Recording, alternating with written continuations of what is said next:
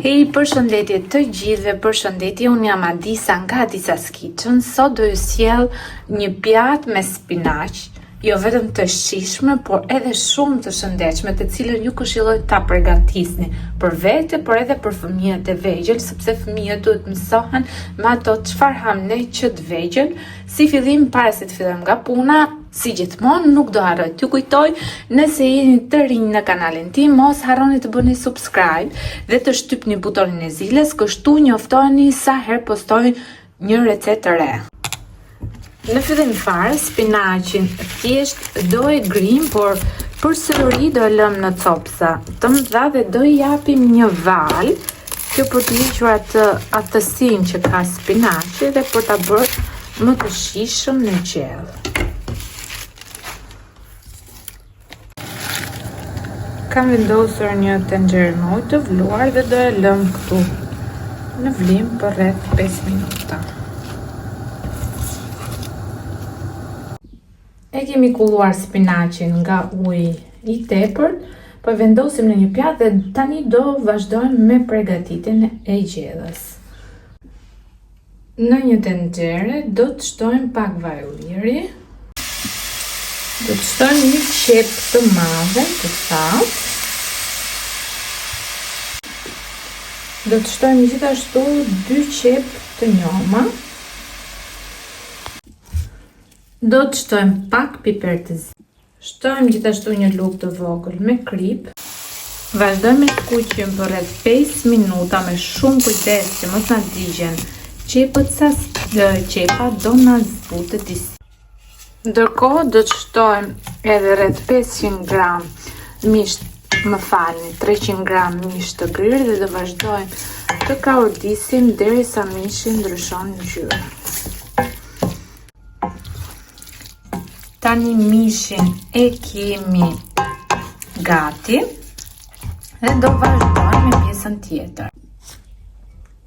Tani do të shtojmë 2 gota me ujë. Do të shtojmë orizin, unë kam marrë oriz me këtë kupën këtu, 1/3 kap, apo pak më shumë se 1 filxhan kafe, e kam larë, dhe po e shtojmë.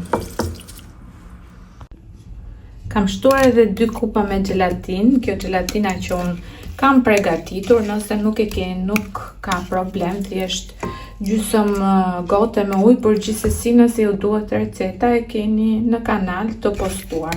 Tani do i vendosim të ziejë në zjarr me ngadalë 15-20 minuta, apo sa e shihni që orizi shpërthen dhe krijon një si trajt kremi. Orizin e kemi thuaj se gati, shkoni pak çfarë kremozitet ka formuar, më pëlqen që të jetë kështu kremoze, nuk e dua me shumë lëng, por gjithsesi ju mund ta shihni. Ndërkohë që orizi zje, mund të shtoni nga pak ujë, por mos të teproni me ujin e shtuar. Të gjithë spinaqin që gatuam më përpara, do e bashkojmë këtu me gjellën dhe do të përgatisim një salcë shumë të shijshme, të cilën do e shtojmë brenda. Për salcën në një kavanos kam shtuar një tufë me kopër të grirë. Do të shtojmë gjithashtu pak vaj ulliri të freskët, 3-4 lugë gjelle. Tani do të shtojmë lëngun e gjysmës së limonit, por edhe më pak nëse nuk ju pëlqen shumë e atët. Do të shtoj gjithashtu 1 deri 2 thelb hudhra të shtypura, për mua kjo pjatë nuk ka kuptim pa hudhra, por gjithsesi kjo mbetet në dëshirën tuaj. Tani thjesht e përzijem mirë dhe do e shtojmë mbi gjellën tonë.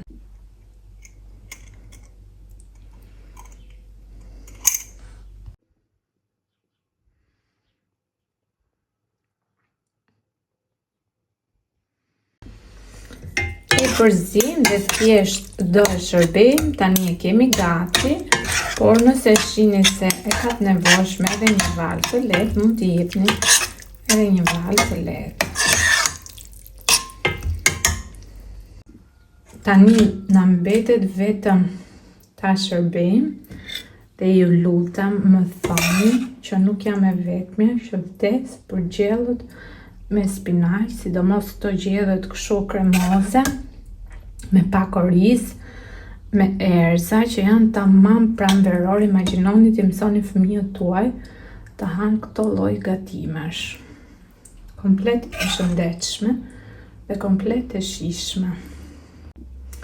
Tani unë i vendos edhe pak limon, qoftë për dekor, por edhe kur do pak ahtësi ekstra ja shton vet.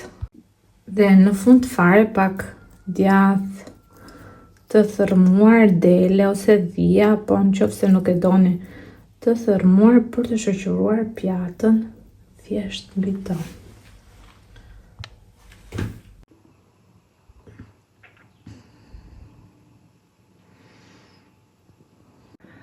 Ju bëf të mirë nëse e provoni dhe mirë do ju bëj. Dhe mos harroni të bëni subscribe e të shtypni butonin e zilës, kështu njoftoheni për çdo recetë të re.